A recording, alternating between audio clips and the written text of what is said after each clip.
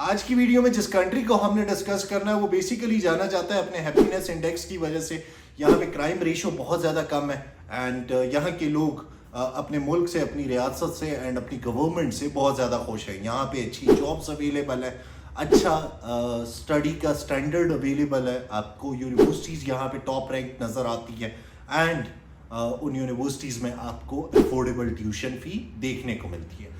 ये कंट्री उन दोस्तों के लिए भी बहुत अच्छा है जो कि स्पाउस वीज़ा पे जाना चाहते हैं, लाइक वो अपने साथ अपने स्पाउस को लेकर जाना चाहते हैं एंड उनका स्पाउस वहाँ पे फुल टाइम काम कर रहा होगा एंड वो स्टडीज़ कर रहे होंगे एंड स्टडीज़ के साथ साथ 20 आवर्स अ वीक जो टेक्निकली एक स्टूडेंट को काम अलाउड होता है वो कर रहे होंगे एंड सेटल होना चाहते हैं यूरोप में। तो ये कंट्री उनके लिए एक बहुत गोल्डन ऑप्शन साबित हो सकती है। आज की वीडियो में जिस कंट्री को हमने डिस्कस करना है उस कंट्री का नाम फिनलैंड है एंड आज की वीडियो में मैं आपको यहाँ की कुछ यूनिवर्सिटीज के बारे में बताऊंगा, उनकी ओपनिंग्स के बारे में बताऊंगा, उनकी इनटेक्स के हवाले से आपको बताऊंगा, उनमें अगर किसी किस्म की कोई टेस्ट की रिक्वायरमेंट्स है तो वो मैं आपको बताऊंगा एंड लास्ट में यहाँ पे जो ज़रूरी चीज़ें, जो ज़रूरी डॉक्यूमेंटेशन आपको चाहिए होगी फिनलैंड में अप्लाई करते हुए, उसकी सारी डिटेल्स आप लोग को दूंगा। तो बड़ी ही इंटरेस्टिंग होगी आज की वीडियो। मेक श्योर कीजिएगा कि आप इस वीडियो को एंड तक देखें and if you are new to this channel don't forget to subscribe.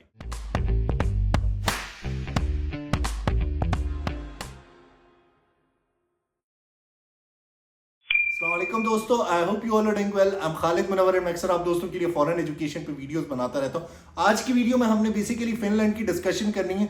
यहाँ पे वीडियो को मैंने कुछ पार्ट्स में डिवाइड किया हुआ है, मैं स्टेप बाय स्टेप आपको सारी चीजें बताऊंगा। फर्स्ट ऑफ ऑल मैं आपको फिनलैंड में यूनिवर्सिटी बता देता हूँ। आई एम श्योर आपको पता होगा कि हर मुल्क में दो तरह की यूनिवर्सिटीज होती हैं, एक पब्लिक यूनिवर्सिटी होती है एंड एक प्राइवेट यूनिवर्सिटी होती है एंड मैं इस चैनल पे हमेशा स्टूडेंट्स को यही सजेस्ट करता हूं कि आप जो भी मुल्क टारगेट कर रहे हैं उसकी पब्लिक यूनिवर्सिटी को टारगेट करें। पब्लिक यूनिवर्सिटी में फायदा आपको ये होगा कि वहां पे आपको लो ट्यूशन फी देखने को मिलेगी, आप एज अ रिजल्ट कम कॉस्ट पे अपनी हायर एजुकेशन कंप्लीट कर पाए। बात कर लेते हैं फिनलैंड की इंटेक्स के बारे में। फिनलैंड में दो इंटेक्स होती हैं, एक मेजर इंटेक एंड एक minor intake. Major intake basically वो इंटेक होती है जिसमें हर कोर्स ऑफर किया जा रहा होता है, सारी यूनिवर्सिटीज के एडमिशंस ओपन होते हैं, सारे कोर्सेज उनके पैनल पे होते हैं, वो इंटरनेशनल स्टूडेंट्स को एडमिशंस ऑफर कर रहे होते हैं।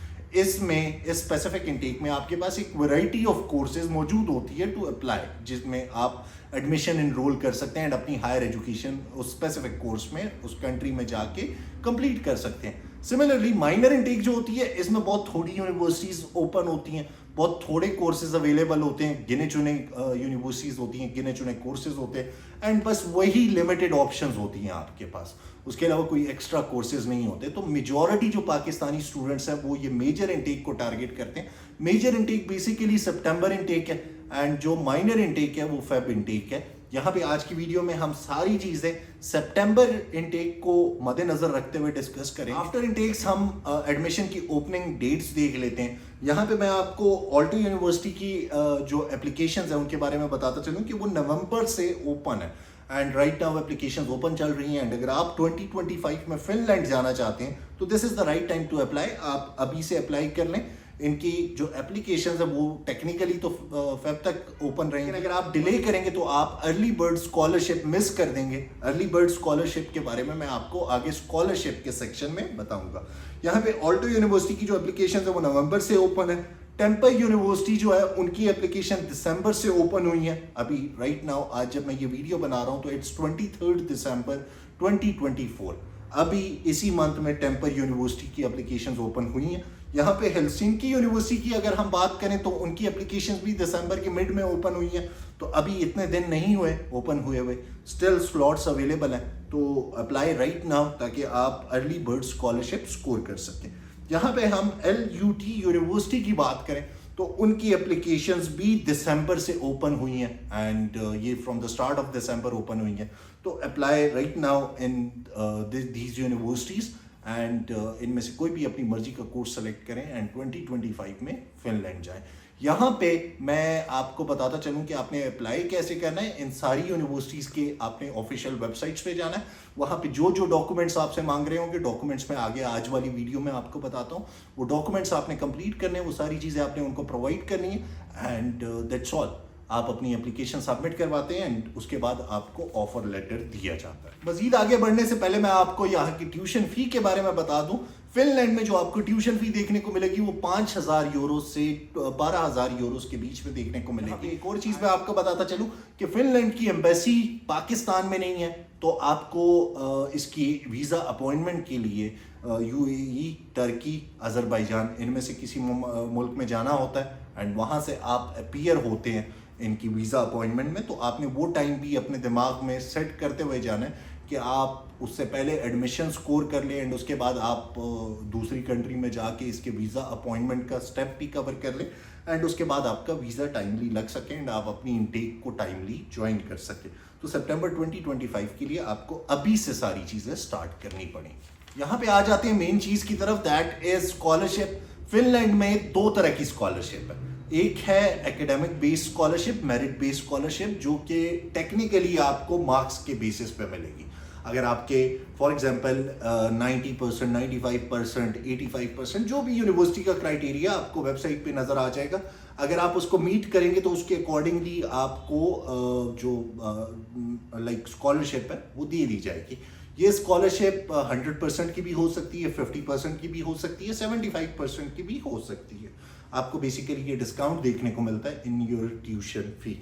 यहाँ पे जो सेकेंड स्कॉलरशिप है that is early bird scholarship and early bird scholarship के लिए हर बच्चा एलिजिबल है।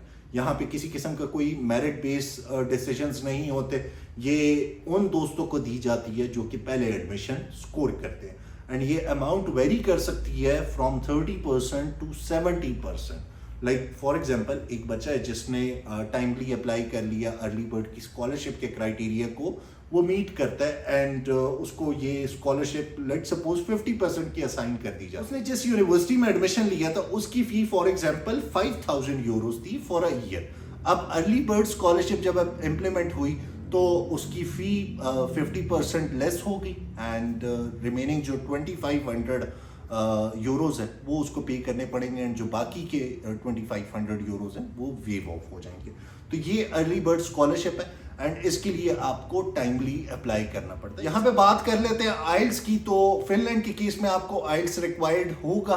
बैचलर्स के जो स्टूडेंट्स हैं उनके लिए जो लीस्ट बैंड्स उनके पास होने चाहिए वो 6 बैंड्स है एंड मास्टर्स के स्टूडेंट्स के लिए जो लीस्ट बैंड्स हैं वो 6.5 बैंड्स है। बैचलर्स के केस में आपको सेट्स वगैरह भी देना पड़ सकता है, वो अगेन आपको यूनिवर्सिटी की वेबसाइट पे एग्जैक्ट डिटेल्स मिल जाएंगी। यहाँ पे जो मेन डॉक्यूमेंट्स हैं उनकी हम बात कर लेते हैं। फर्स्ट ऑफ ऑल आपको सारे एकेडमिक डॉक्यूमेंट्स चाहिए होंगे एंड डॉक्यूमेंट्स सारे अटेस्टेड होने चाहिए। आपकी जो बैचलर्स की ट्रांसक्रिप्ट या डिग्रीज हैं वो मोफा से, मिनिस्ट्री ऑफ फॉरेन अफेयर्स से एंड HEC से अटेस्ट होनी चाहिए एंड जो आपकी मैट्रिक FSC की डिग्रीज हैं वो आपकी board, IPCC and ministry of foreign affairs से अटेस्ट होनी चाहिए। आफ्टर दिस आपको CV भी यहाँ पे रिक्वायर्ड होगी। CV के लिए बेसिकली आप यूरोपास का यूज़ कर सकते हैं। यूरोपास एक वेबसाइट है जिसपे आप फ्री यूरोप के स्टैंडर्ड्स के अकॉर्डिंगली CV डिज़ाइन कर सकते हैं। उसका लिंक मैं नीचे डिस्क्रिप्शन में डाल दूंगा, तो do visit that website for a professional CV अगर आप खुद से क्रिएट करना चाहते हैं। यहाँ पे आपको मोटिवेशनल लेटर भी चाहिए होगा। मोटिवेशनल लेटर बेसिकली वो लेटर होता है जिसमें आप उस यूनिवर्सिटी को, उस स्पेसिफिक कंट्री की एम्बेसी को अपनी इंटेंशंस बता रहे होते हैं, क्यों आप उनकी कंट्री को टारगेट कर रहे हैं, उस कंट्री में वो स्पेसिफिक कोर्स, वो स्पेसिफिक यूनिवर्सिटी आप क्यों टारगेट कर रहे हैं एंड आफ्टर योर डिग्री आपके क्या प्लान्स हैं। तो ये सारी चीज़ें आप उनको बताते हैं। उसके अलावा यहाँ पे आपको 2 लेटर ऑफ रिकमेंडेशंस भी चाहिए होंगे एंड उसके अलावा अगर आपका किसी किस्म का कोई प्रैक्टिकल एक्सपीरियंस है तो आपको वर्क एक्सपीरियंस लेटर्स भी रिक्वायर्ड होंगे एंड लास्ट में आपको यहाँ पे आइल्स चाहिए होगा। तो ये कुछ इंपॉर्टेंट डॉक्यूमेंट्स है जो कि मीट करने पड़ते हैं आपको फिनलैंड के केस में। यहाँ पे लास्ट में बात कर लेते हैं फिनलैंड में बैंक स्टेटमेंट कितनी आपको रिक्वायर्ड होगी। तो लेट मी टेल यू कि फिनलैंड में आपको 30 to 40 लाख रुपीस की बैंक स्टेटमेंट चाहिए होगी।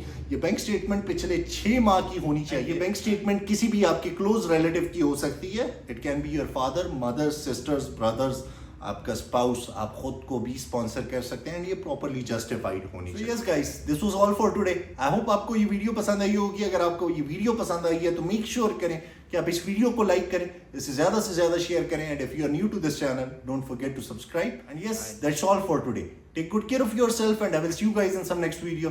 टिल दैट अल्लाह हाफिज।